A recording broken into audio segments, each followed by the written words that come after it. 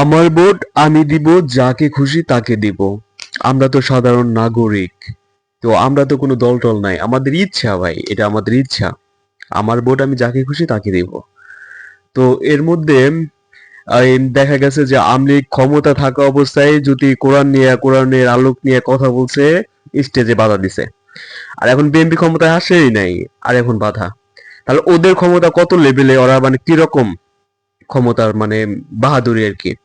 ঠিক আছে, এখন বর্তমান বাংলার জমিনের বাংলার মানুষরা বোকা নয়, এখন সবাই ম্যাচুইড, সবাই অ্যাডাল্ট, বুঝে যে। আর একটা কথা কি, যার ভিতরে বিন্দু পরিমাণ ইমান আছে, ঠিক আছে, সে কখনোই, যতই চেষ্টা করো তুমি, কখনোই সে বাইরে ভোট দিবে না, যাবে না। কারণ আল্লাহকে বিশ্বাস করে, আর সে চুপও থাকবে না।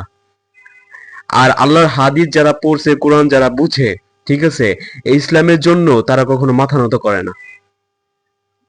আর ওরা রেডি থাকে জিহাদের জন্য। ঠিক আছে, তুমি তোমার আশেপাশে আরো মুসলিম কান্ট্রি দেখো, কখনোই কিন্তু মাথা নত করে নাই। ইরান যে ইসরায়েলে হামলা করছে, ওরা কিন্তু মাথা নত করে নাই, ওরা কিন্তু সবই মুসলিম কান্ট্রি।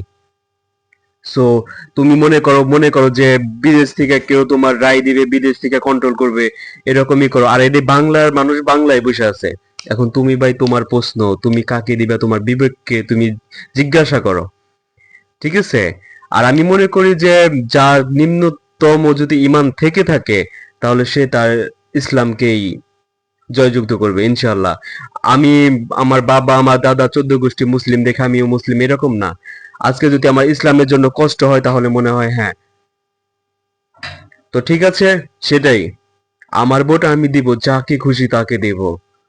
আর এত নাটক করার কিচ্ছু নাই।